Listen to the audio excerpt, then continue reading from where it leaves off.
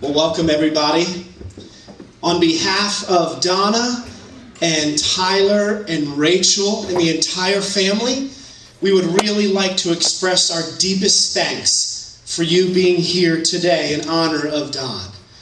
And when we're together today, there's going to be a lot of emotions that happen.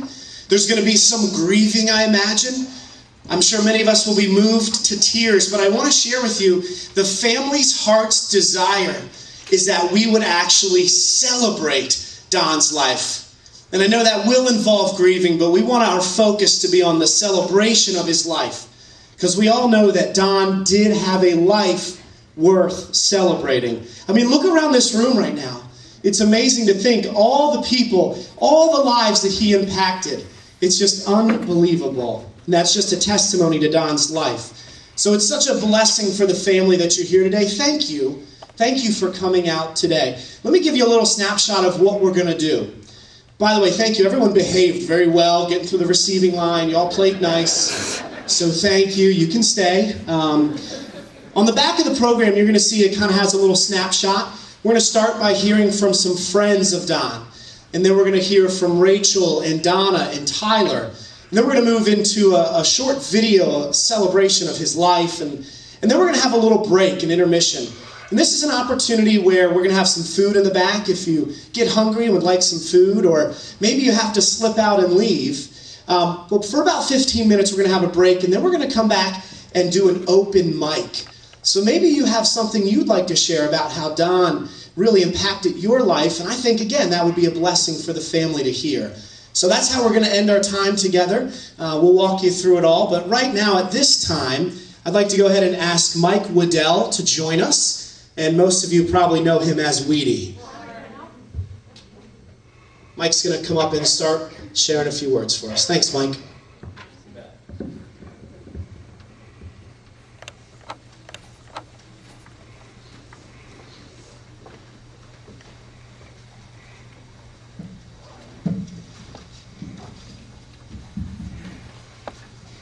Hi, everybody. Can you hear me okay? Awesome turnout. Don was my best friend. And as I stand here and look around the room, I know that many of you feel the exact same way. Don was a master at making friends and making people happy. He literally knew almost everything about everything. He spent most of his life as a teacher. Those who knew him were lucky in so many ways. Just look at this picture. From my win at Old Dominion Speedway. I know you guys are way back there and it's small, but I'll leave them up front for you. But I only won one race at Old Dominion Speedway. Don was so happy for me, and that was a good feeling as a friend. But maybe that doesn't get the point across.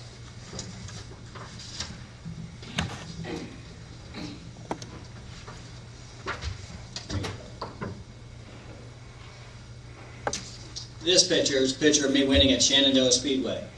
Now that defines a friendship right here, and I'll explain why. Because 3 laps before, I started 17th in this race and had no shot at winning.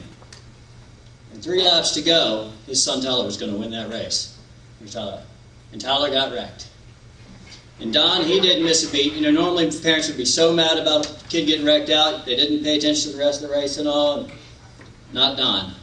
3 laps to go, I restarted that race third and won that race. And Don was the first guy in victory lane. But my favorite picture, I know. We'll save all these up front for you. Might be this picture of Don. He was going through chemo and cancer. We're at Dominion Raceway. And I have no idea who took this picture. Maybe Tyler does. I have no idea why Tyler and Don and Nicole were cheering. But I've never won a race at Dominion Raceway. I don't think I've ever led laps.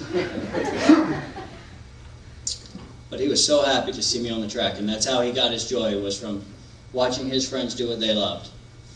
And that really defines Don. So, I know another time, the example of Don was, one example of Don doing what he wanted and putting people first was a few weeks ago at Honeybrook, the day of Don's last treatment. He knew we were struggling, and he drove all the way up there to help us out, huh, buddy? And either way, he was hurting that day, and a lot of people in the room, actually a few people in the room were there, Honeybrook and saw him there that day, and they knew he was hurting real bad. And he came up there the same day of his last chemo, and he wasn't doing that good, but racing was his thing, and we're glad he was there for us. Don and I, we had a plan, and we were going to get Tyler in racing, which he's doing real good at. And then we were going to get Connor to follow right in his footsteps, and maybe one day be working with Tyler, and off they would be, and they'd be doing good. And then Don and I would be able to hop in our RVs and go visit the country. And in Don's trailer, behind his RV, would be his Harley Davidson. So if we saw something pretty, we could take in the scenery and see the beauty. And in my trailer would be a couple U cars, so that if we landed near a racetrack, we could terrorize the locals. Unfortunately, life had other plans for Don, and I'm real sorry that we've lost him. But I'm so happy he was my best friend. Thank you.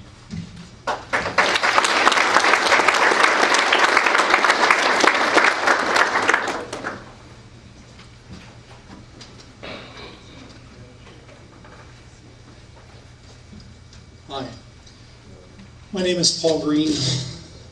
Don was my friend, and I miss him dearly.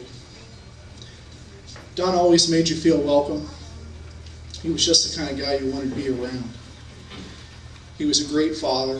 He set a great example for us on how to be a father. And he was fiercely proud. I love the look that he would give me when Tyler would pull 8 cars on second place, or he would go on the outside lap after lap.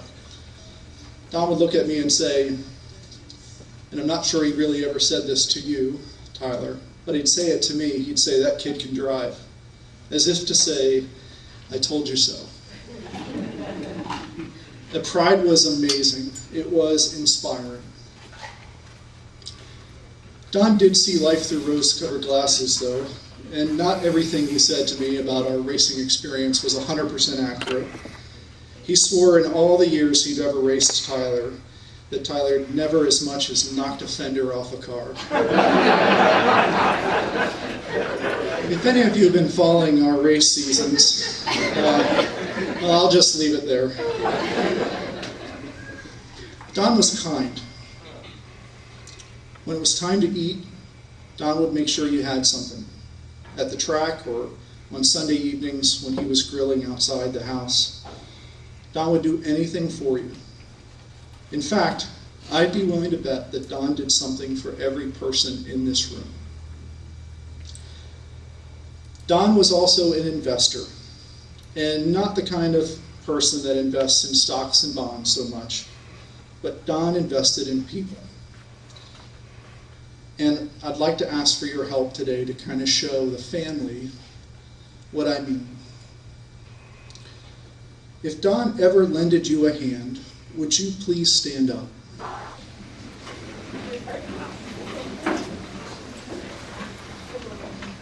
If Don ever made you laugh, would you stand up?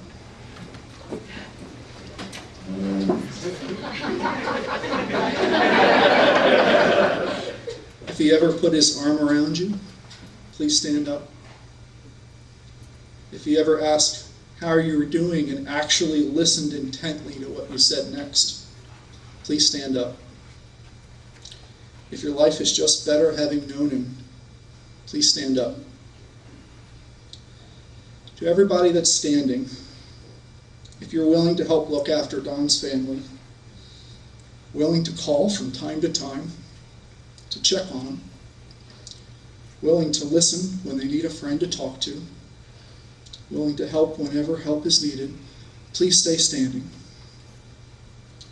And to Donna, Rachel, and Tyler, I ask you to look around the room.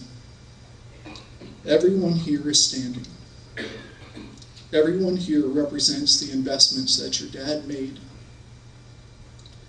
We are all here for you. We are all here to return the favor to Don. And we won't let you down. Love you guys.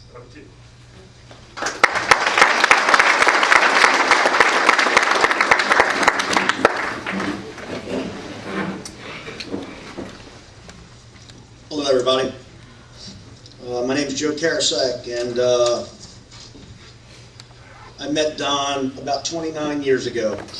I was a young kid, just got into the forklift business, and Don was a customer of mine, and everybody's talking all these great things about Don up here, but let me tell you, if you ever had to do business with him, he was tough.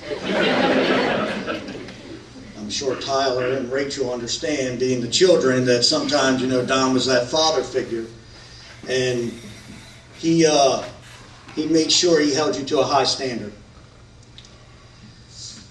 I prepared some notes and scribble, and it's kind of tough to read what I've wrote through tears, and I'll try to condense 29 years into a few minutes. When Don was ready to come back to the forklift business, he called me, and that was kind of a testament to our relationship, because not only was, when we first met, he was a customer, but he became my friend, and he taught me a lot. So to say he was a teacher was a correct statement. He took a job in a territory that's very, very tough for our business. It's not friendly, and he turned it around with that smile that he has and those eyes, and I'm telling you, it was just magical when he came to work for us. There are many things that can describe Don, and the one thing that I know from business first was he had a ton of character. If he told you he was going to do it, it was the truth. He was genuine and honest, dependable. He was a man of conviction, and he was also very generous. And he was proud of what he did every day. So, to go to the personal side, when I became his friend, it was the same thing. He didn't change. He was still that same man, the same character. Our owner couldn't make it today, and I'm kind of glad, because every Monday for about an hour we wouldn't do anything but talk about racing and family and everything else. So I owe them a lot of money back for them hours that we sat and talked. Rachel and Tyler, he was so proud of you guys, and we talked all the time about the challenges, the triumphs. How many times you wrecked your car? Yeah, that was a big one. It was. And to Paul and Mike, who talked before me, you guys were definitely his best friends. I'm proud to know Don, and he taught me so much about what it means to be a father, a friend, and I love him dearly. I hope, I kind of know that where he's at now, he probably just closed a $500,000 truck deal, went and got a shrimp salad sandwich, got on his boat, drank a Corona, docked at the racetrack, and he's standing in victory lane. I love you, Don.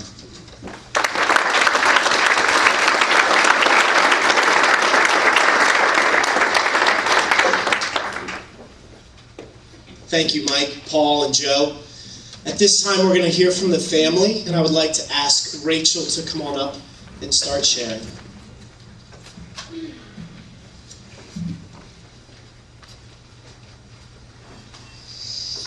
I'm not crying, you're crying. It's really hard to know where to begin when you start talking about Don. Do you start talking about the times that you laughed with him, and in my case, the times you butted heads with him, or do you talk about the times that you had at the racetrack or boating or wherever else? So where do you start? And I can start by thanking every single person that's here. There's just have been an incredible amount of outpouring of support and love and affection from every single person here, and I'll thank everybody probably 10 more times if I could. So, and I've said it so many times, but nobody can tell you what it's like to lose a parent.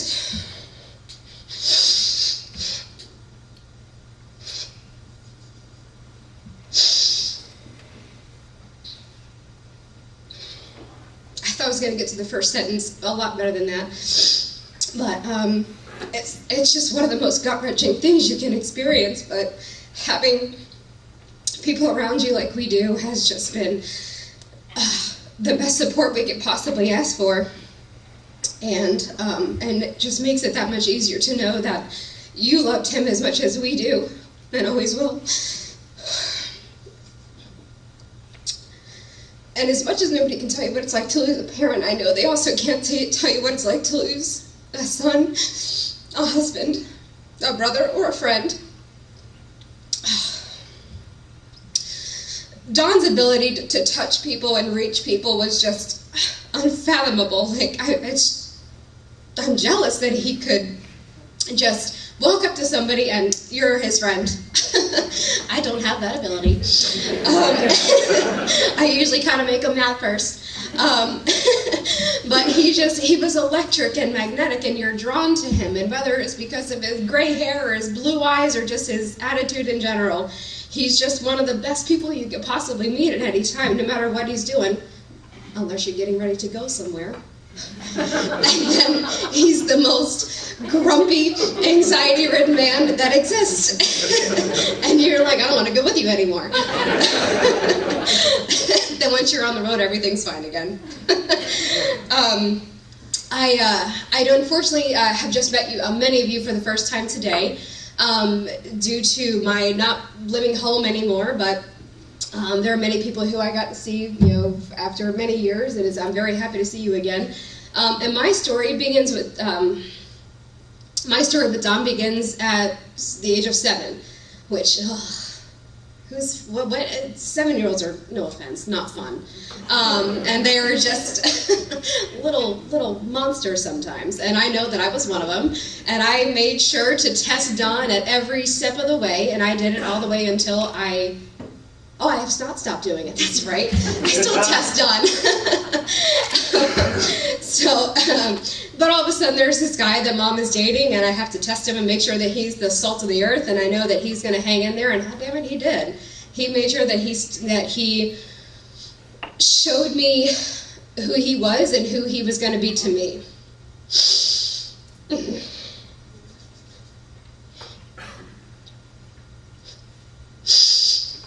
And who he was to me was, thank you. You're welcome.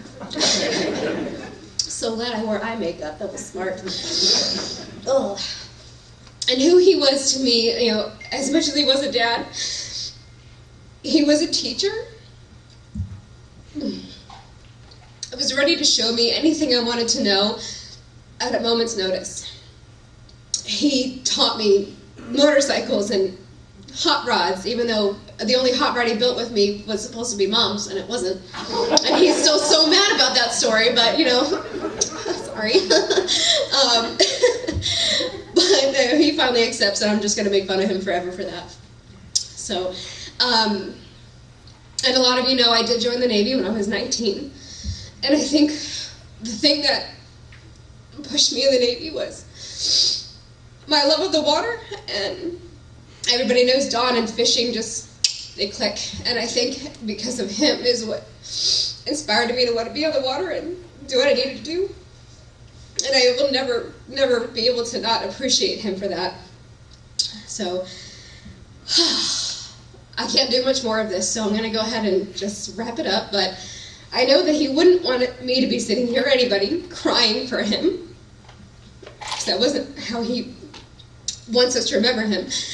So, in the words of Dr. Seuss, don't cry because it's over, smile because it happened. Thank you, guys.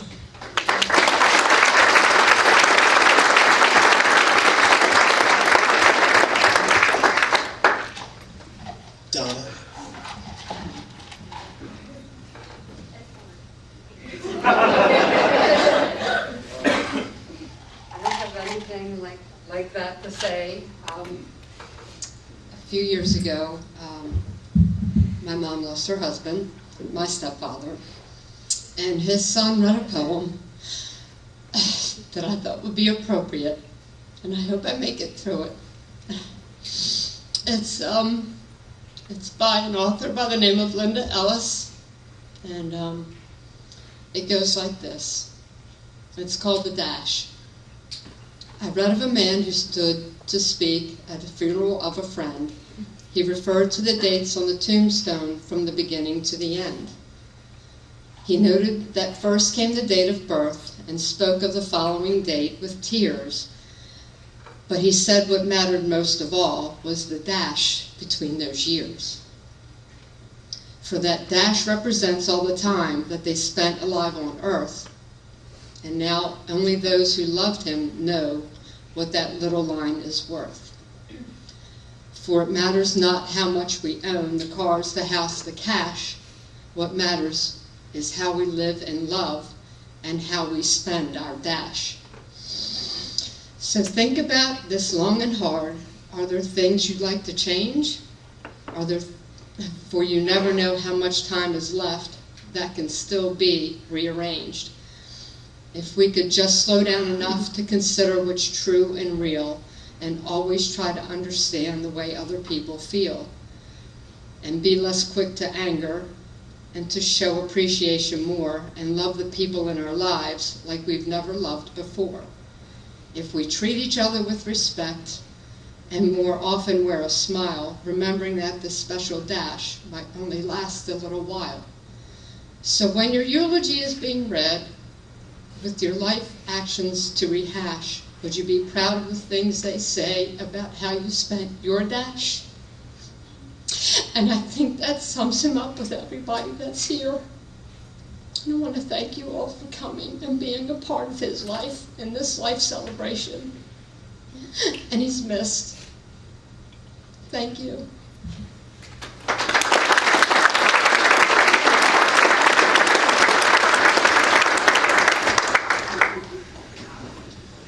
Okay, Tyler, if you'd like to come on up.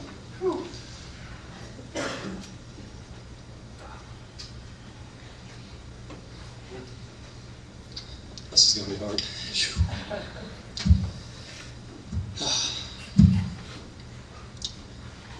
To my dad, there isn't a day that goes by that you don't cross my mind or that I can hear you trying to tell me I'm doing something wrong and I need to do it your way. There were so many things you tried to teach me in the short time we had together on this earth, and I wish I could have just had the time to learn all of them. If you worked in Dad's garage with him, you knew the man could do just about anything with his hands.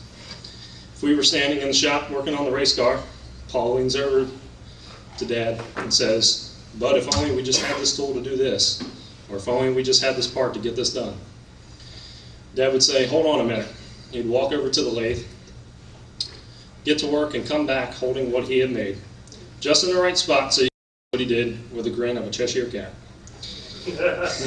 Right when he'd get to you, he'd look at you right in the eye and just hand it to you. "There you go," he'd say. Dad was so crafty. I asked him quite a few times, "Where'd you learn all this?"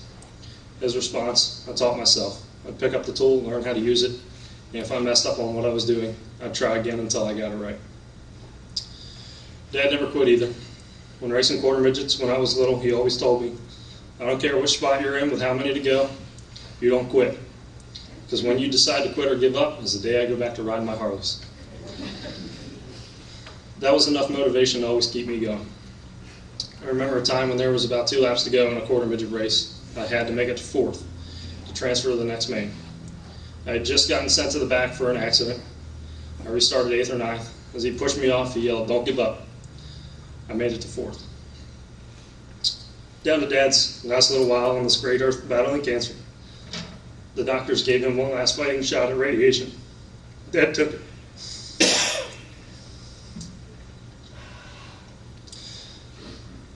He didn't want to give up for his family and everyone sitting in this room today.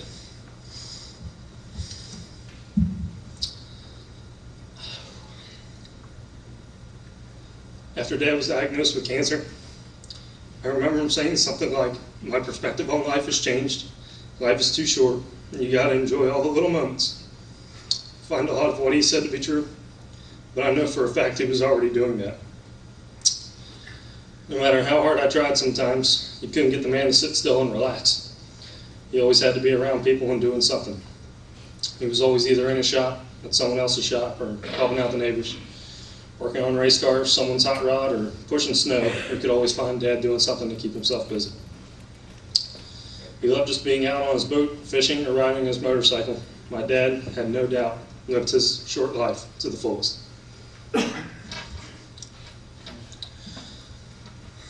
Lastly, how could we not talk about how great of a father my dad was? Before I ever came along, he took my sister Rachel in like she was his own. He taught me how to be a man, treat people with compassion, to always stay humble and to not be a fool, although sometimes I feel like I ended up doing that anyways. He wasn't afraid to set me straight in private or in front of everyone. The thing that would really get to him would be when he would start yelling at me. And just look at him and say, "I love you, Dad." It would drive him up a wall because he couldn't say anything back. I'm going to get that darn Mike Waddell one of these days.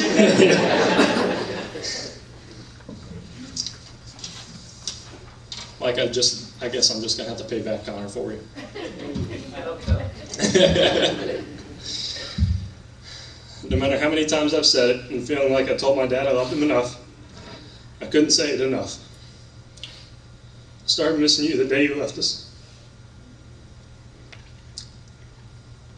And I know it'll be a lifetime before we meet again. But you'll forever be with me and in my heart. Can't wait to give you the biggest hug. Can't wait to give you the biggest hug again one day. I love you, Dad. That's all. Thank you all for coming.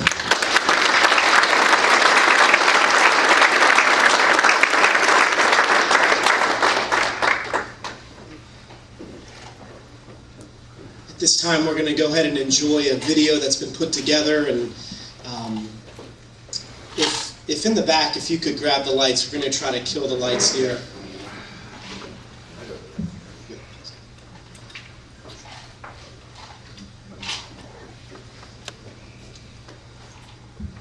I'm just a neighbor.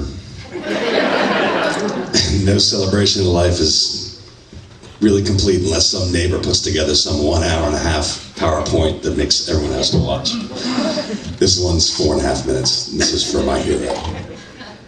Now you know my new hero now.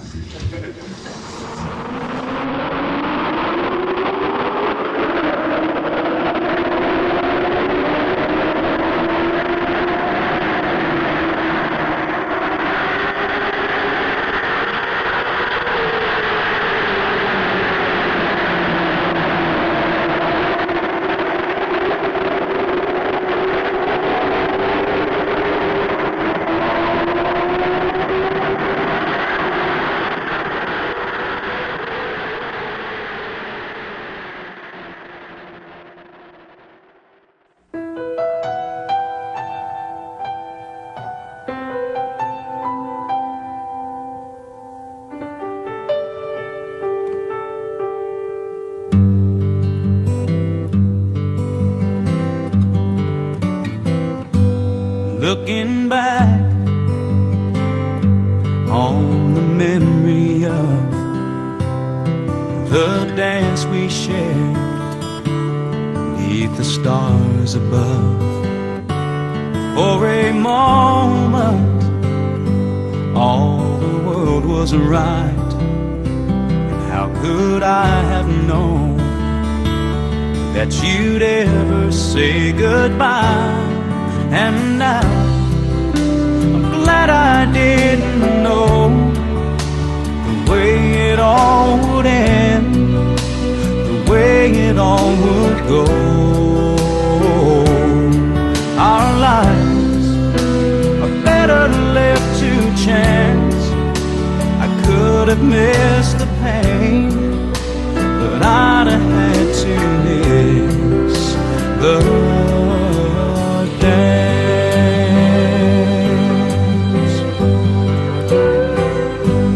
Holding you, I held everything. For a moment, wasn't I the king? But if I'd only known how the king king would fall. Hey, who's to say? You know I might have changed it all. And I'm glad I didn't know the way it all would end, the way it all would go. Our lives are better left to chance. I could have missed the pain, but I'd have had to miss the dance. Yes, my life is better left to chance. I could have missed the pain, but I'd have had to miss the dance.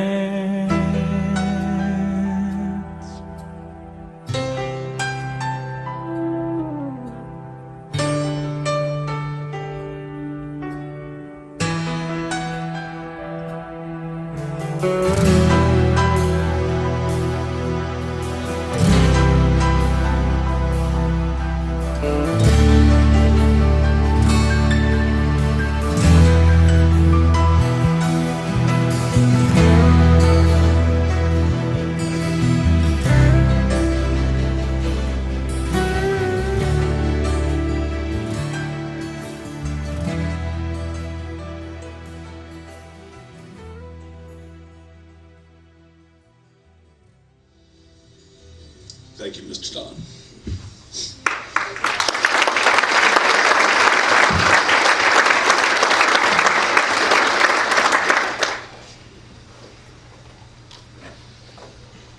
That was unbelievable, Les. Thank you so much. It's like, where do you go at this point? What a gift. What a gift to know Don and to continue to have the opportunity to be in his family's life. And we just want to thank you again so much for coming today and celebrating. And we've kind of reached we're at the end of stage one, I guess you could say. And we're going to take a little break here for a minute.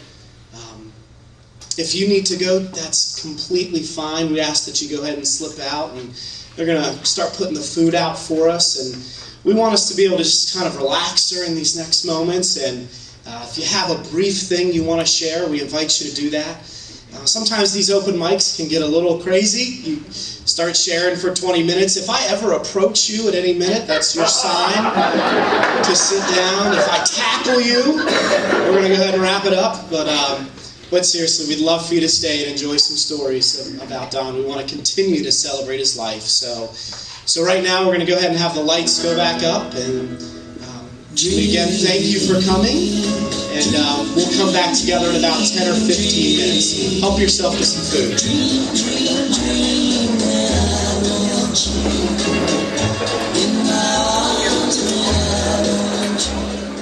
All right.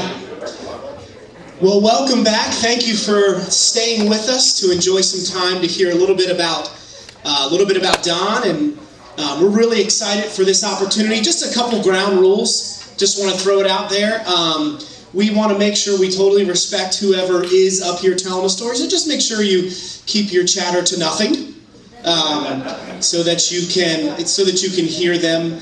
And if you do need to again scoot out, go ahead and scoot out quietly. That's no problem. Help yourself to some more food. But if you have a brief moment, you'd like to share something briefly, that would be great. And again, I already covered the whole tackle thing, so if I'm coming at you, your story's got to wrap up.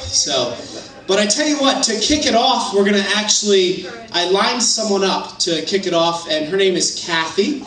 And so Kathy, I'd like for you to come on up here, and you're going to get us started. And then really how this is going to work is this is just going to stay up here, and you are welcome to come up at leisure. And this could take 5 minutes, it could take 2 hours. It doesn't matter. It's totally up to you guys. Kathy, come on up here and maybe introduce yourself and how you knew Don and tell us your story. Hi, everybody. I wasn't prepared to speak today, but I met Don back in 1993 when he hired me as his secretary, bookkeeper, office assistant, janitor for Hughes Industrial Service. And we worked in Millersville, and I have tons of stories about the things that happened over the course of the years. But one is when we moved into our new building over in Brooklyn, it was a warehouse on the bottom, and you walked upstairs to the offices where my office and Don's office was. And this one day, Don is on the back of a rollback, and he falls off of the back of the rollback onto the floor, and our mechanic, Chris Cruz, he decides to draw a chalk line around Don that sends Don off into this tizzy fit with Chris. But Chris was always picking on Don all the time, all the different things that happened in the shop. But that one day, Don was just so upset that Chris drew that chalk line around him and was laughing. I'm standing at the top of this step saying, do I call an ambulance? Don's like, don't you call an ambulance? And I didn't know what was going to happen because it was a pretty bad fall, but we laughed about it in the end. Don was a great boss. The day he hired me, it was between Marilyn Clark-Lift and Don Hughes, because Marilyn Clark-Lift had just called and offered me a job that I had interviewed for before Don Hughes called and said, I'd like you to come to work for me. So I chose Don, and it was one of the best decisions I ever made, because I've been with Hughes Industrial Service, who's now owned by Ed Bowen, and I'm going on 24 years, and I'm still working one day a week for Hughes Industrial Service. It was a great ride with Don, a lot of laughs. He taught me a lot. So I can tell how many people's lives he's touched over the years. He was a great person, a great father, a great husband. I remember when Tyler was born. That man was ecstatic. In fact, occasionally, Tyler would come into the shop, and I would watch him while Donna went back to work, and Don would bring him in for a half a day until Donna did some of her, made some of her rounds and had seen some of her customers. But we had a porter crib in the shop for Tyler to come to the shop. And he would come in, I changed your diaper when you were a baby. I'm going to say that when you get married, Tyler. I changed his diaper when he was a baby. Your father was so proud of you. He knew. Don was a great man. Thank you all. Thank you, Pat.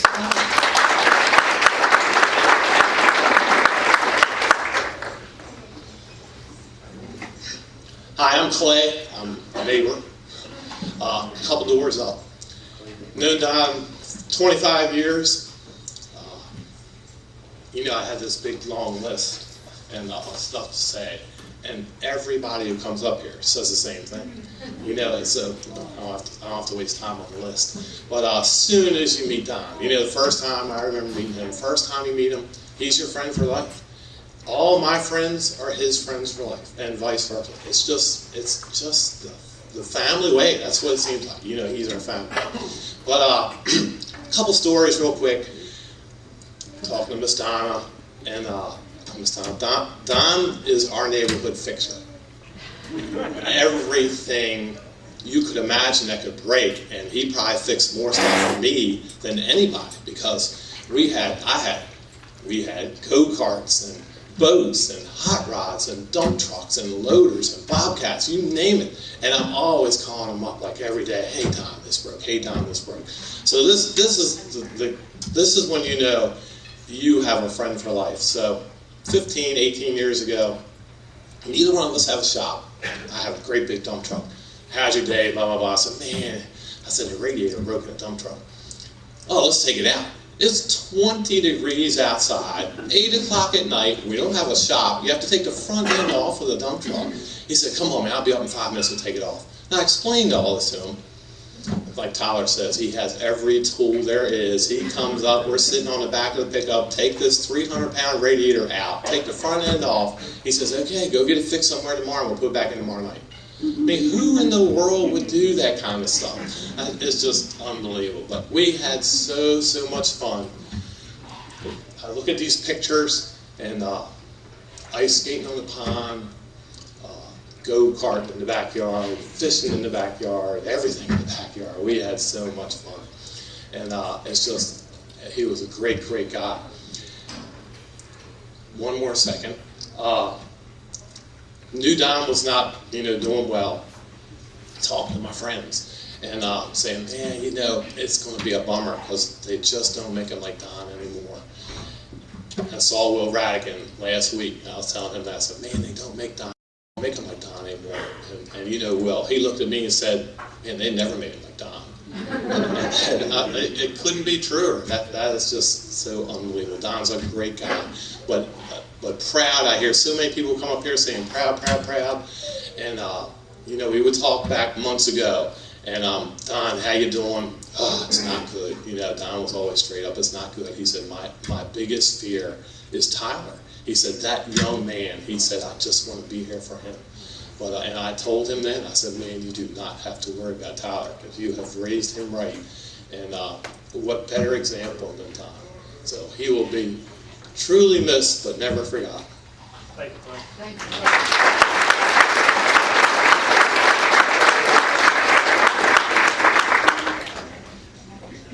you. Not really a speaker, but we met Don 10 years ago. He walked in my husband's shop, something to do with the forklift, because he was there for work. And he saw a race car. Oh, race car. And from there, the relationship grew. And my biggest memory that sticks out about Don is he would always say, one day, that little guy is going to drive a race car. And I used to always look at him like he was crazy. Not my guy. He's not going to drive a race car, Mr. Don. Sure enough, we drive a race car. One of the car we actually drive is Connor drives is the last car that Mr. Don built for Tyler, Black Beauty. And I have to say I am grateful for Don for introducing us to racing. Did I say that out loud? Racing, obviously, you can tell a lot of people in this room knew Don from racing, and it's a great family. Fills your life with a lot of love. Tyler, your dad was the best human I've ever met. And the thing you have to promise me now is he was very important to the man sitting behind you and even more important to the little guy. You got big shoes to fill. Love you, Mr. Don.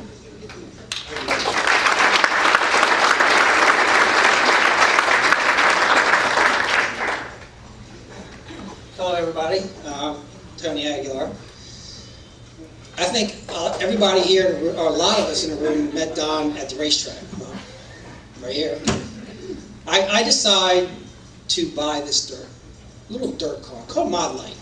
Me and my buddy, we're going to get this. We're going to race. We're going to race, dirt over in Delaware. So I'm not having any fun. I can't get this car to turn. One night at the racetrack, we pull up next to Hughes. We didn't know him at the time, and we raced that night. And I'm done. I'm tired of running in the back. I get out of my car, throw my helmet up, start screaming and hollering and cussing. I turn around, and what do I see? That smile right there. Don Hughes standing there just laughing, smiling at me. He goes, what's wrong? I said, I can't get the car to turn. He looked at me and says, bring it to my racetrack. Unbelievable. Just right there. Didn't know who I was. He says, you want some help? I'll give you help. That's Don. Always said help. Thank you, buddy.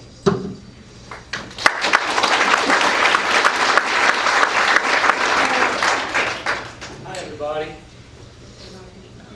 My name's Bunky, and I bought the business Hughes Industrial Service from this man. Now, he's not as nice as y'all think he is. He got me into that business, and I've regretted it ever since. No, really. That man right there, he is truly a man's man. He can do anything. I mean, he walks around with a skirt on. How many men of you know that? But other than that, he can do anything. I mean, if he's willing to make something, he makes it. If he's willing to fix something, he can fix it. If he's never seen it, he learns about it. He's been through everything. He's done race cars. He's done hot rods, motorcycles. He can't get into. He couldn't get into one little thing. It was, no, we're going to do race cars. We're doing race cars. Oh, I want to get into building motorcycles. Drop everything. Let's go to Maine and buy a burnt out motorcycle and bring it back and rebuild the whole thing, make a frame. Boats, fishing, you name it, he did it. But the biggest thing I learned from him is honesty. Yeah, I'm an engineer. I turn wrenches now for a living. How stupid is that? But he brought me into it. He was so honest with the people he dealt with. And I never saw that from a salesman. Nobody's ever seen that from a salesman. But he would tell you something like it was. You could trust him. He followed through with what he said he was going to do. And with that, he's my friend. He always will be. Donna, you made him a happy man. You really, truly did. Rachel, I told her earlier, she may not be blood, but she was always his daughter. And Tyler, don't you dare disappoint him. He did nothing, but you were always number one on his list. Thank you.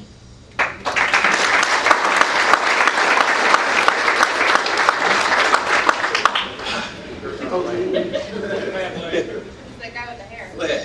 All right, so my name's Blake. Blake. I kind of adopted that name on the road last summer racing with Tyler. John was awesome. I was his co-pilot a lot of the time. We used to get into trouble while we listened to Jimi Hendrix, eating Miss Donna's brownies, going to the track so nobody would have any brownies when we get there, or they have a half a pen. But no, I mean, Don was awesome. He was a great guy and just would never say no to helping. So that's my Don Hughes story.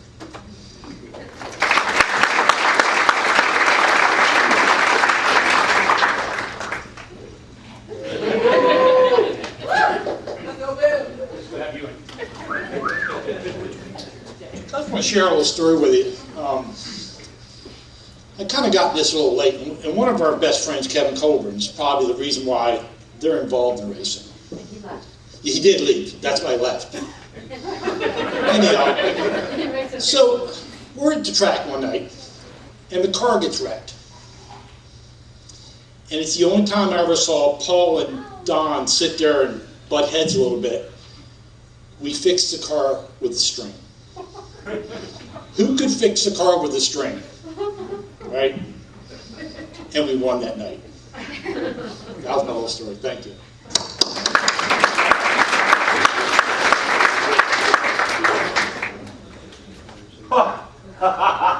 It's the nosy neighbor again.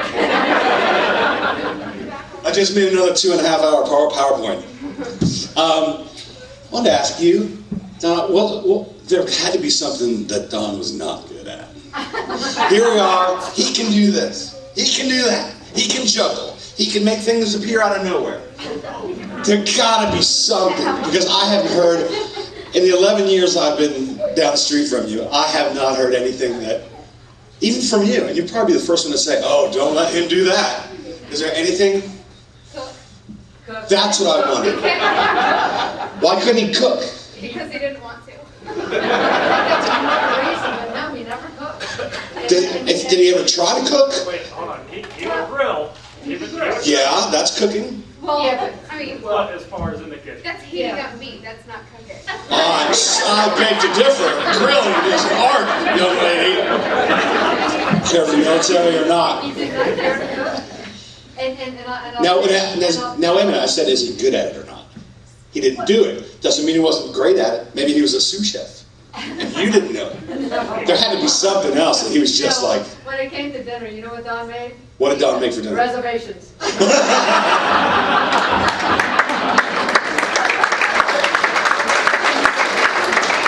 know that's an old joke, but that was it. Don made a hell of a bowl of cereal. He made the call to Papa John's. In fact, he hated to call in orders, too. Yeah, I know. They call that place for him. I can tell one little quick story that I told the neighbors. We moved into down the street from Don and his family about 12 years ago, 13 years ago. And we moved in on a Thursday. We were 3 houses down, I think, from Don and Clay. on the Eastern Shore for the first time, implants from the Western Shore. We decided to give everything up on the Western Shore and come over. Sold everything, bought this house. We're unpacking on Thursday. Family's unpacking on Friday. We unpack on Saturday. We're exhausted. Sunday, we finally finish unpacking. It's a beautiful summer afternoon. And we have 4 acres. And we're watching the sunset. The kids are getting a little bit tired. We have the music playing on the back deck. And from an acre over, suddenly we hear what sounds like the beginning of the Indianapolis 500. And I'm pretty sure that you were testing a dragster at the same time that you were also testing exhaust systems and had to remove them from all your vehicles at one time. And I said, because you had the track in the backyard, which was only 2 doors down. So my wife says, she says it like this, and we're both just so proud of ourselves for having made the right choice to move. Sally said to me, she said, Les, what the hell? And I said back to her, as I grabbed Carter's arm and Annie's arm, and they were 3 or 4 years old, I said, what the hell? And we went over and met Don for the very first time. And there he was, he was all those crazy kids. I mean, they're 40-year-old crazy kids just burning it up in the backyard. The best move I ever made in my entire life was into that community. So, I mean, I didn't know. We picked that house because, and this is going to sound a little weird, but we picked that house over a couple other houses because I followed the school bus home one day through the community to see what I did. This is one of those true, honest, this is what I did. I followed the school bus home to see how many kids got off that were my kids' age, to see how many kids in the neighborhood there were, and the other neighborhoods there weren't really many. In Fikes at that time, but now Fikes is rolling over, there were, I mean, it was 6 kids, and they were going, the bus would stop house to house.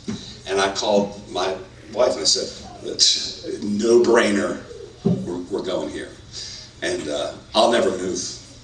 I'll never move. And Don was just part of that. Don, one time, one winter, must have taken your cat from behind your back, wanted to go snow shoveling. Probably 6 a.m. We had 3 feet of snow. He does everybody's driveway almost before it gets light, and no one knows the mystery snow removal machine was. And it was your husband driving his rig, I think. Don calls me at about noon when he knows that I wake up, and he says, hey Les, by the way, I did your driveway this morning to get you out, but I chunked up a piece of asphalt by mistake, and I'll be there later this afternoon after I finish work to fix it. After he'd done the entire neighborhood. That's the kind of guy he was. I told him to go to hell.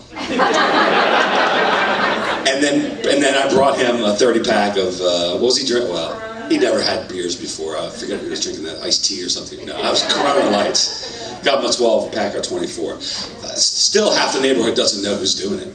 Who was doing it. They have no clue. They have no clue. And what's kind of was completely selfish guy. Never be another one like him. I swear to you. Tyler, sorry about that video, dude, but it's all good. It's all yours, baby. I love you guys. You're the best. You're the best. And please don't move. Come on up. We have the room for hours.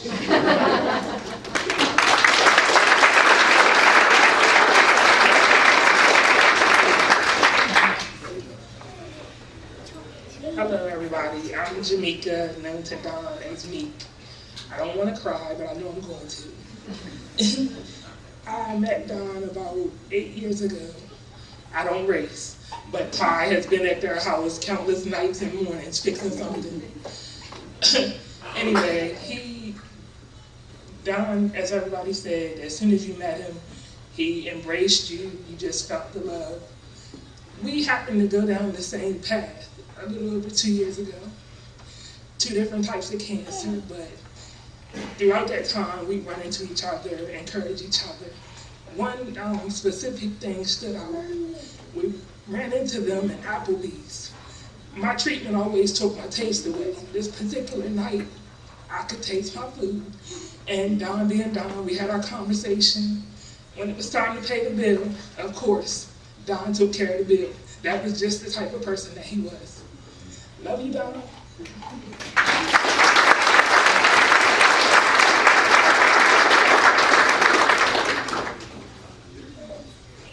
I was forced into this. Two people back at my table. I'm Vinny, and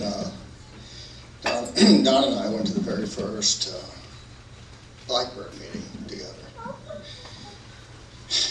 So he invites me back to his house. You know, I got a go-kart track in my backyard, you know, so Clay reminded me of that. And I go over there.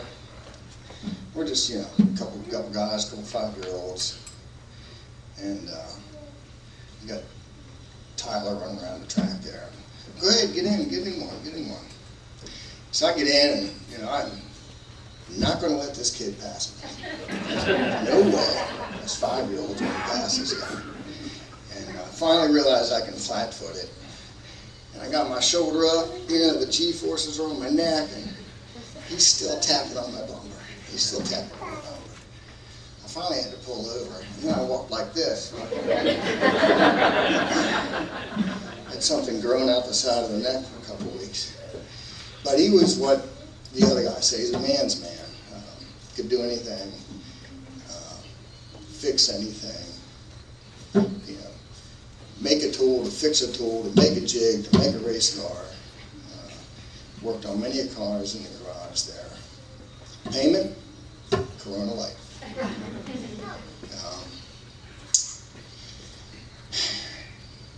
Spent upwards of 20 weekends a year for a couple of years. Go to meetings together and went from dirt to asphalt.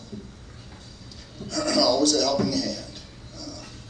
I was a carpenter by trade, so mechanics wasn't anything that I knew. And Don was right there to help. You know, a couple little tricks, show you this, show you that.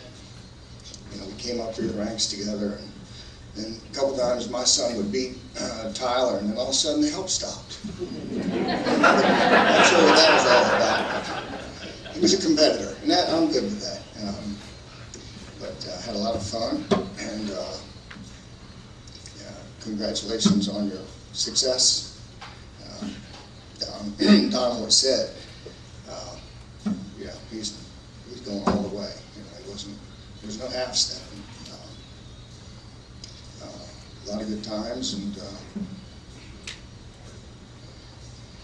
that's all I can think of at the moment. So, thank you all.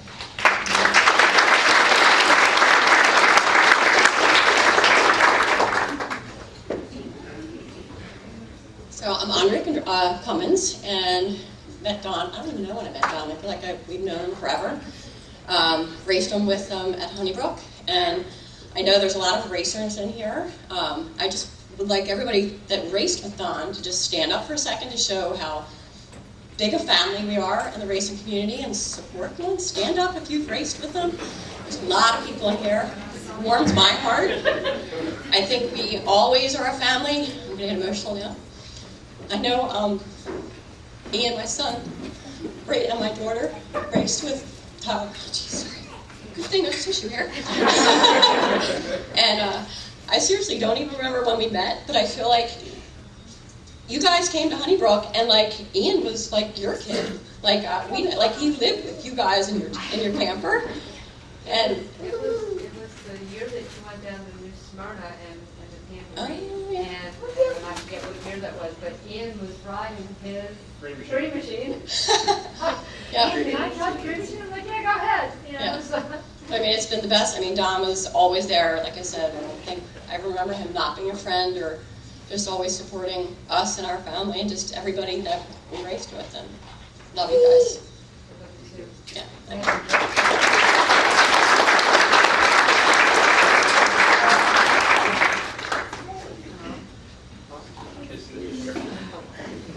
Well, I would never do this, but this is a really friendly room. Most of the time I stand up, it's not so nice. But anyway, I want to thank the guy from the Hawaiian shirt over there that bought Hughes International. I'm pretty sure I got some of your money, so thank you, sir. Everybody knows that racing is a family commitment. It's also a financial commitment. And one of the great benefits from being in the racing family is a father and son relationship. It's really special. And the best thing I like about Don is Tyler. Tyler is the absolute epitome of a great son, and he got that from his dad. So we're sad to see him go, but we're really proud of what he left behind. So thank you.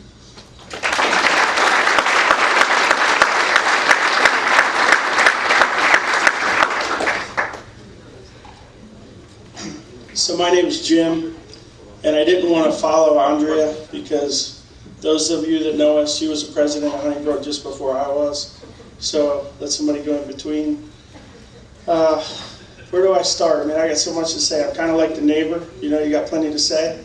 And most of you that know me know that's true all the time. But when I first met Don, we were at the racetrack, and we were always a little unconventional with what we tried to do racing. I decided to buy these cars from California. They're race cars. You know, Jeff Gordon's kid. You know, Jeff Gordon used to run them when he was a kid. And we ran a pit cart tire on the front. We had a little like Kenda, like Chinese tire on the left front. Everybody used to come over and look at it. And I remember Don coming over and going, "Man, what are you doing? You can't run that." And we went around. And I don't know how many times Tyler and Mitchell probably swapped for the lead. And we had our little stupid tire out there on the left front. And he just came over, kept looking at it. And then once in a while, I'd really screw up, change the car so bad. Don would come over, and you know, they battled a few laps here and there a lot of times. And I remember Don would come over and go, "Hey man, chain's loose," or "You got this," or like something silly that should have been easy to spot, but you know, you're so busy doing all the stuff you're doing that you miss something silly, and he'd help you out with it. So that's how I first met Don, but I think the first words he ever said to me were, "What the hell are you doing?" You know, it wasn't exactly, you know, it was pretty much that's what it was. So, and after that, you know, we got a little closer, and once we got to where we were done with quarter midgets, we weren't really sure where we were headed. So we bought a dirt car, and we were going to do 270 racing on dirt. Then we decided we were going to go asphalt racing because Mitchell liked to go faster. You know, like Tyler knows, so you have to clean the car a whole lot less when you're racing asphalt. They do get bent a little more sometimes, but you do have to clean them a little less. So we decided to go asphalt racing in legend cars. And Don had found out that we bought a legend car, and I remember he called me just out of the blue, and he goes, "Hey man, what's going on?" Nothing. He goes, "Hey, I hear you got these legend cars." And I said, "Well, yeah." And he goes, "What are you doing with them?" I said, "I have no idea."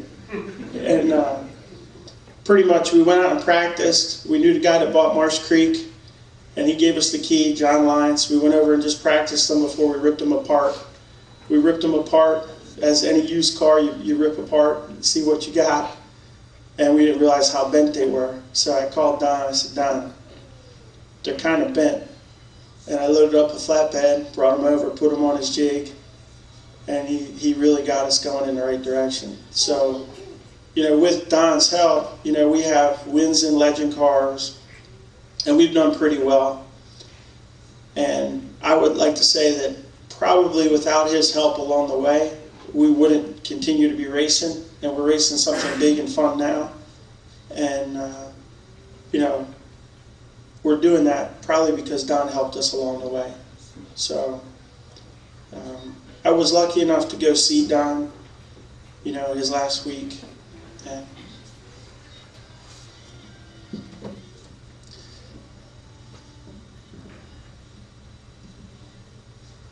it was pretty tough. There's a guy I looked up to who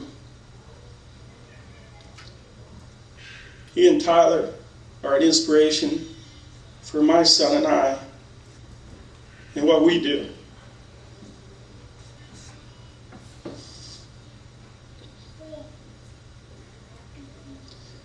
And really what any parent should be doing for their kid and with their kid and with people they know. And if any one of us can take a little bit of Don and help somebody, or just do a little extra, or just be a little better today than we were yesterday, then that's what Don would want. Because that's who he was. I met his son Ty that day. Stop, Ty, stand up.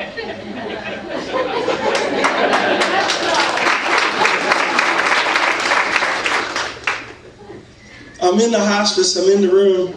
It's like a revolving door. You signed in there. You got to sign in, put your name, who you're here to see. Room 5, right? Room 5 was the busiest damn room in the whole place for probably about 2 or 3 weeks. You know, the guy even remarked, he goes, man, everybody's going to see this guy. And so I'm in there, Ty's in there, and he introduced himself. You introduce yourself as, hey, how you doing? I'm Ty, I'm Don's other son. Right?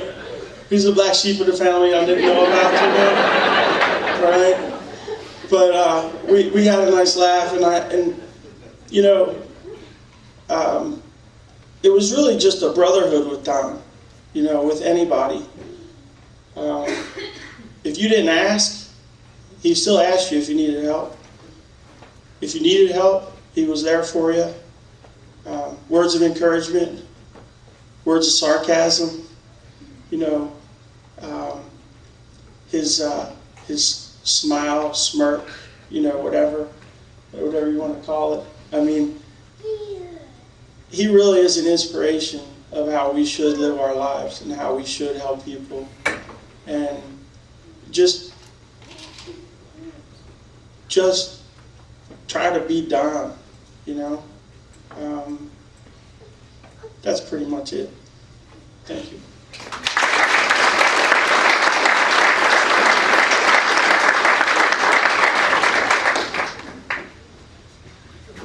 Hi everyone, I'm Ian, and we kind of got a brief story from my mom how I met Tyler, and I stole his green machine in Florida because the kid wasn't riding it. That's how I wanted to ride it. There was kids racing, and I stole it, and I heard it from Donna. But the one story I have is I got a, what's that? You asked if you could ride it. Oh, okay. You didn't say you asked if you could ride it. Stole it. That's how I met you guys.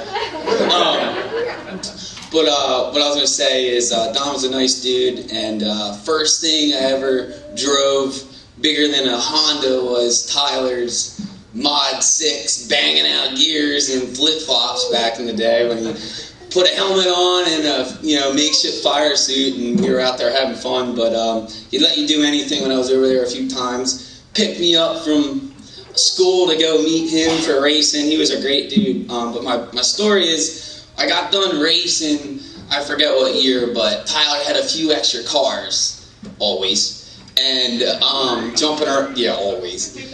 And he had 2 Nervo Coggins. One was the Black Beauty, and the other one was right out of Rick's shop, Buckwater. And this one was from the factory, this one was from Don, and I got done racing a year before that, and I showed up. I lived 3 miles from Honeybrook Racetrack, and Tyler was still there racing, and I showed up, obviously, with my race bag, you know. I probably pedaled my bike there back in the day, but Don said, Ian, which car do you want to race? And I went, oh, I want to race the factory one. You know, you built that one. That can't be the... Well, sure enough, Tyler and I were in the same race, and he came around and whooped my ass that night in the car that Don built. So, you know, he's a special guy, and his race shop was badass, but... excuse me my language, but that's just how it is. But that's my story, and I love you guys, and you know, that's what it is. Don's awesome.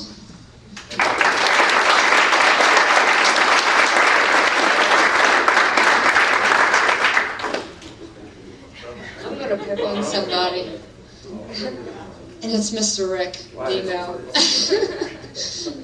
We met Rick in, what was that, 2006 at the Grands at Wall? Yeah. And I forget who introduced us to you. Hi, Dinkins. Okay. At Syracuse here. Remember Yeah. you guys came up and So anyway, we're at the Grands, pretty big race for quarter midgets. Tyler, I think, was in the senior class at that time. yeah. And Rick's son Kyle was in the junior class, and he knew that we raced there for a while. And Don says, "Watch me pick on this guy." So we're in the motorhome. We get up in the morning, and he peeks through the curtains. He just pulls it aside and says, "Look at that guy right there. Here's Rick." wait for you to get up. He's waiting for him. He's pacing back and forth. So Don goes down there and he says, "What gear do I run today?" And Don tells him whatever the gear it was. He says, "Okay." And Rick was very hyper. So he goes in the trailer and he makes a change. And he comes back out, and Don had gone around, and he comes back around a little while later. He says, "You think that's a gear? You sure that's a gear?" And Don goes, "I don't know. Yeah, that's his finger right there. His favorite one. Maybe you better put in another gear." And he gave him another gear, and he goes, "Okay." And Don goes, "No, just stay there. You're good with the gear. I'm just pulling your leg." But whenever we traveled with you guys down to Florida, the family was just great. We were at the Tangerine, and those goddamn Vega tires came out. Still talking about me. And Don swore that he was not going to run those damn tires. He picked up 2/10. He hated me.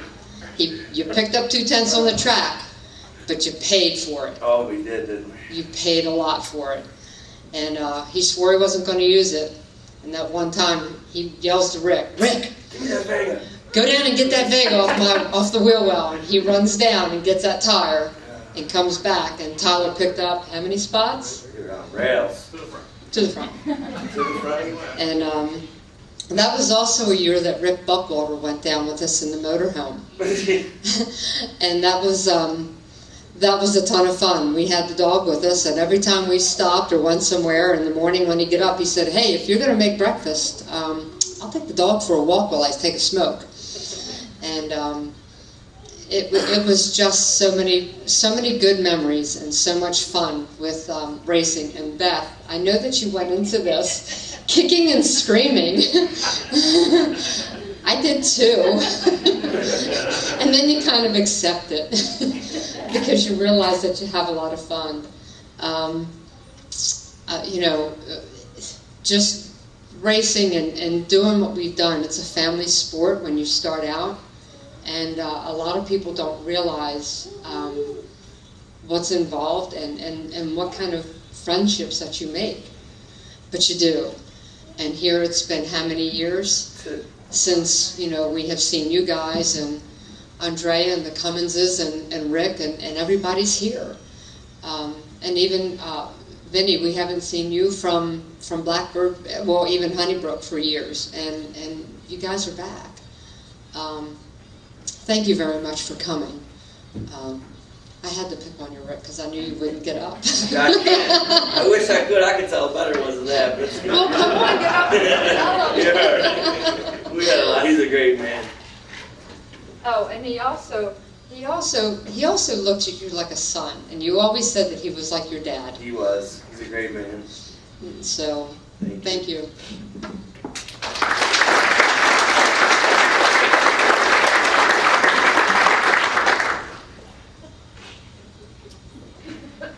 Let me see your sock. Can you show us your sock? Can you hold it up? Can you hold it up? Can you hold it up? There we go. Thank you. So I remember back a couple of years ago, Dad and I were working in the shop, and I don't even remember what we were doing, trying to make something work. And I suggested to my dad how to do it. He looks at me and goes, "Oh, that ain't never going to work. That ain't never going to work. We're gonna do it this way." And he ended up, he kept trying something, kept trying it over and over again, it wouldn't work. And this is probably, I don't know, 7, 8 years ago. And I knew he just didn't want to listen to a young kid. Just didn't want to listen to a young kid. And ended up, my idea worked. Dad, did it work? It did.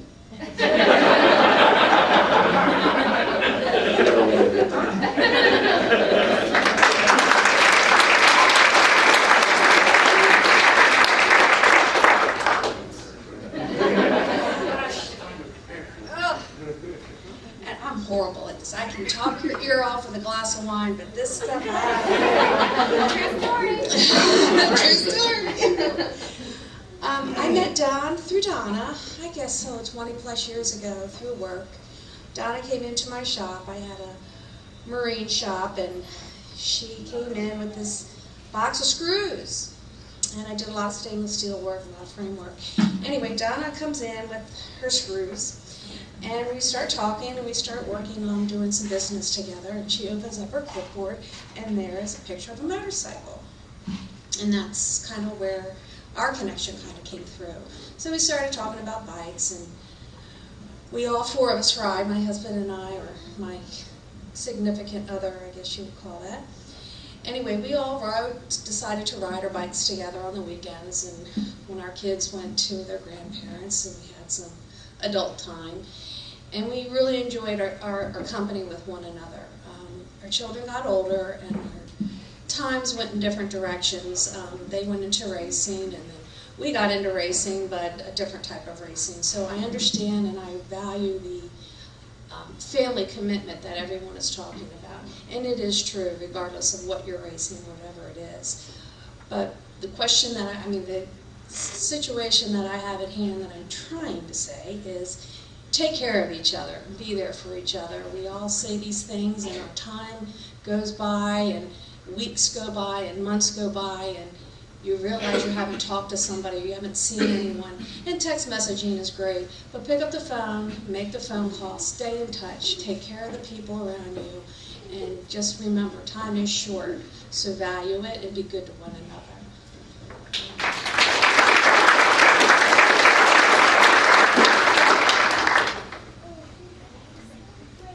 All right, so me and Tyler started racing together probably a very long time ago, 10 years probably. Kind of grew apart. He went in different directions. I stayed on dirt, which is a lot better. But probably 3 years ago, started coming around and hanging out with you guys a lot more. And I think the first time I seen Tyler in forever was I went to Dominion one day. We were practicing. Weedy was there. And Don was like, "You want to run a legend?" And I'm like, "Yeah, duh." You know? So I get in, and Connor was giving me tips, which probably should have listened. But I went out there and tried to drive it like a dirt car. It doesn't work. I spun out the first lap, burnt the starter out of it. So I got pushed back in, and I'm looking at Don like, "Man, please don't kill me." And he looks at me, and you guys are all saying, he'll do anything for anybody. The first thing he said was, "Get the hell out." I was like, "What?" I tried it once. He's like, "Yeah, get the hell out of my car. I'll come back next time, you try it again." I'm like, "Yes, sir." Don was awesome. Yeah, Bill was there. Bill, yeah, I totally. I got to drive the car if you got out. Yeah. You're welcome. I did that for you. I think you look better. You made a lap. I think I did. But Don was awesome. He'd do anything for anybody, even if a kid couldn't drive. So, thanks, Don.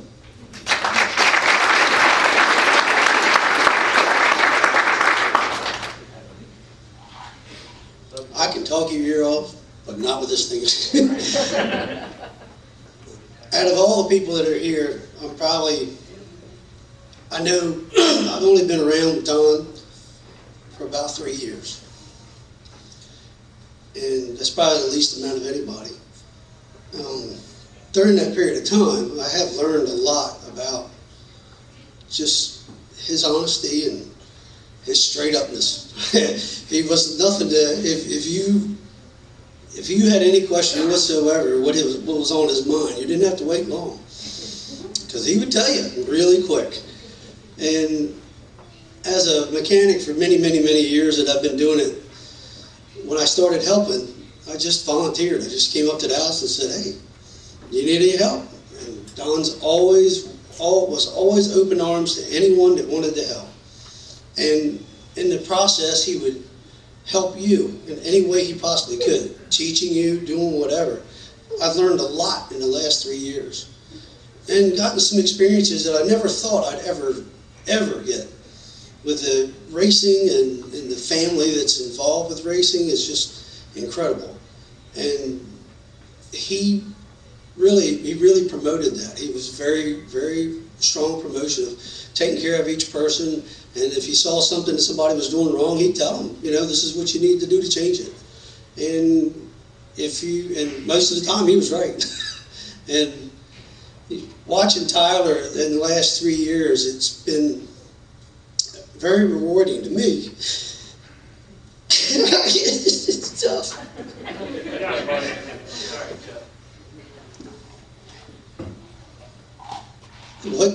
Don was always a hands-on guy. If you hesitated a half a second and he told you to do something, he would take it away from you and do it. Quick and simple. Just, if you can't do it, get out of the way. And I had to learn that's Don. And he's trying to teach at the same time. And what I realized after helping for so long and getting a little bit frustrated at the beginning, because he was that strong, I'm just going to take it. If you can't do it right, get out of the way. And it was a learning experience for me. But one of the things that came to my mind at that point was that everything he did on that car, he did it, and he did it right, because his son was driving that car. He wanted to make sure that car was right. You nut and bolted that car, you checked everything, you did everything before that car got put in that trailer. Because his son was driving it, he wanted it safe, and he wanted him to have a good time and do what he loves to do. The last year or so, we've worked with Don over with the sickness and not being able to touch things with his hands, and that was him. It was his hands. And we've done as much as I could possibly do to help. But during that period of time, I also got the privilege of watching Tyler learn and become the guy that can set the car up, the guy that can do all that stuff, because Tyler was given the opportunity. One, he had the knowledge on how to do it from his dad who taught him that, and the other was he started doing it, and he started doing it very well. This past year, Don's involvement has been very, very limited because of his illness. Tyler stepped up. Tyler learned. He's learned a lot, and he's going to learn more. But that basis that Don gave him is what helped him do that. And I couldn't be more appreciative to the family and to Paul for letting me help. I enjoy helping. You want something made, I'll figure it out if I can. Thank you.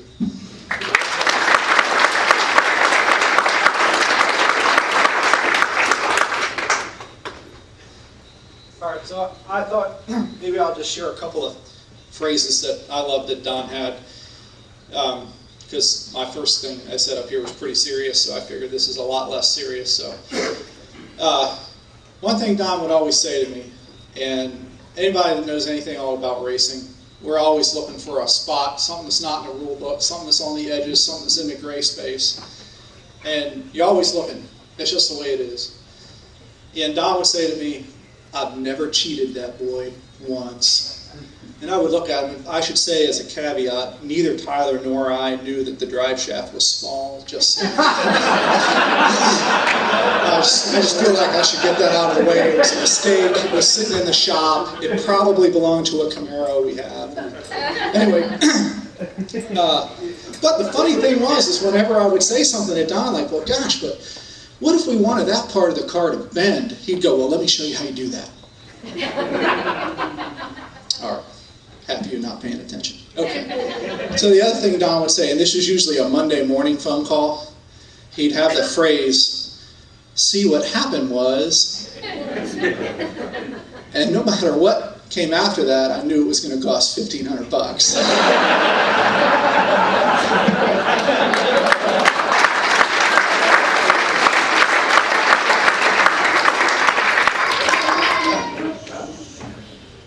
This is infinitely easier the second time than it was the first time.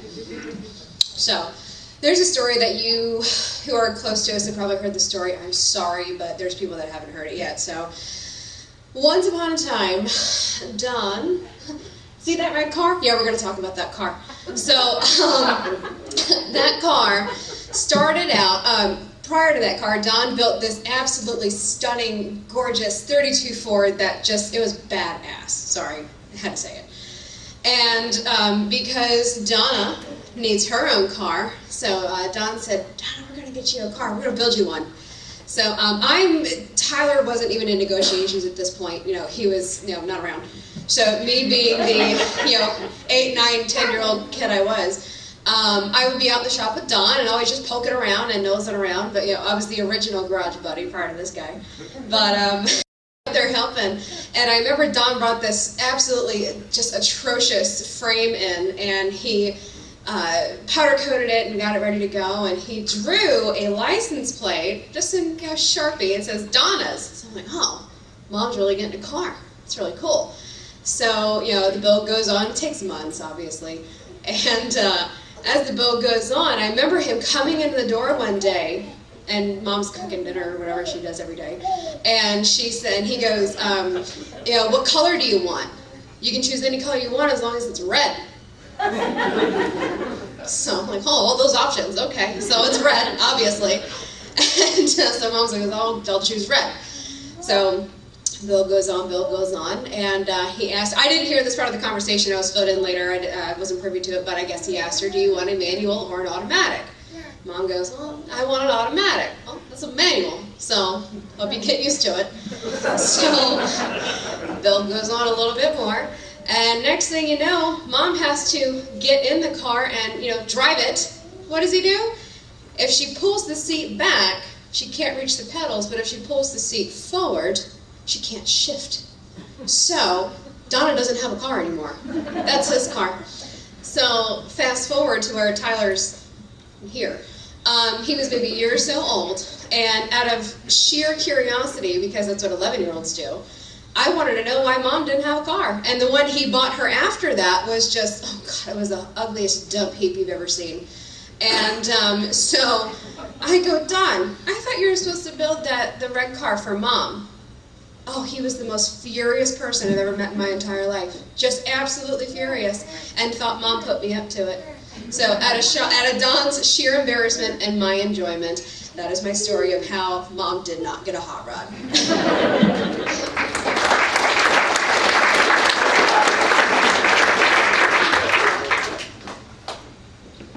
Hey guys, I'm Dave. I know a lot of people in this room, and I really, one of the biggest reasons I got into motorsports photography were these guys. I absolutely love this family. I've followed this family since 2006. They were the first people I met when I came to Honeybrook Speedway. There was something about Tyler and that car, and a lot of the pictures up here that you see from Honeybrook are the pictures that I took. And I absolutely love the family. I've grown up with Tyler. I've grown up with everybody.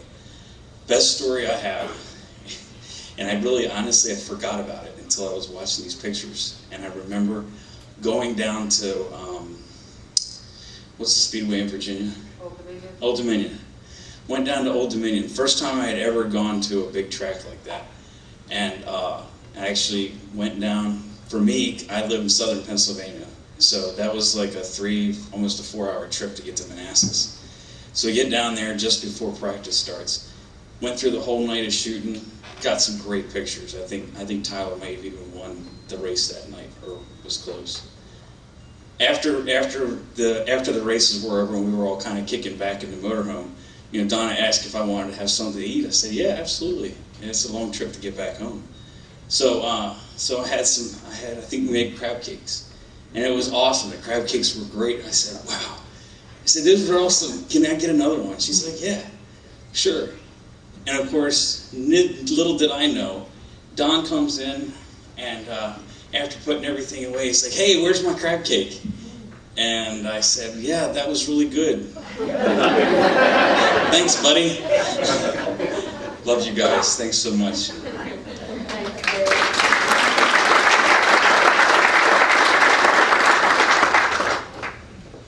Hi, I'm Anthony, and my dad was the one that got mad because he couldn't figure out how to get the mod light to turn, and Tyler's dad helped him out. After that point, me and Tyler met because we found out that we went to the same school, and we've been kind of best buds ever since. And Mr. Dunn was always around, whether it was picking us up from ice skating on Friday nights, or I was hanging out at Tyler's house while my dad was working on the cars with Mr. Don, and we'd be in the shop too.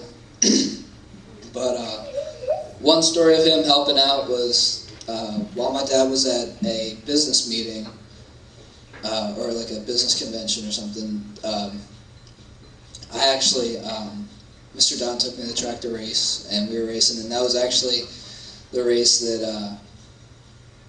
I got the top. Me and some other kid. Our tires got locked up, and I went flying straight into the wall, and my mom was freaking out because she didn't know what to do. But Mr. Don helped me out the whole entire time. He was the one that would push me off and help me work on the car the whole time. But yeah, so that's the story of him helping. But some of the best times I ever had around Tyler and Mr. Don were honestly when we were in Ocean City and we'd go flounder fishing, whether it was me catching the big fish or Mr. Don catching the big fish. Tyler usually wouldn't catch the biggest one. But and if Mr. Don wasn't catching the biggest one, it was because somebody brought a banana on the boat. But yeah, those are honestly those are the best times I can look back at and remember Mr. Don and just all the great times we had out on the boat fishing and out in the sun, hanging out, talking about all of Tyler's girl problems, all of my problems.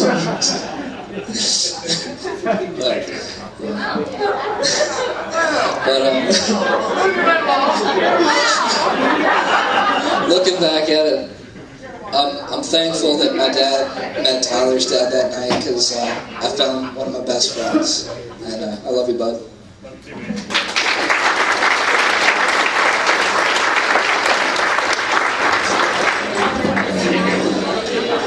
Hey guys, we're going to go ahead and wrap up this evening. Tyler, just 2 seconds really quickly, just give me your attention before you head out. Hey guys, from the bottom of my heart and my whole family, I thank everybody for coming tonight, and everybody who came around to support Dad even before he passed and even now. It really means a lot to us and our whole family to see how many people actually cared about my father, and even for the ones who aren't here. Thank you. I can't say it enough. Thank you, everybody.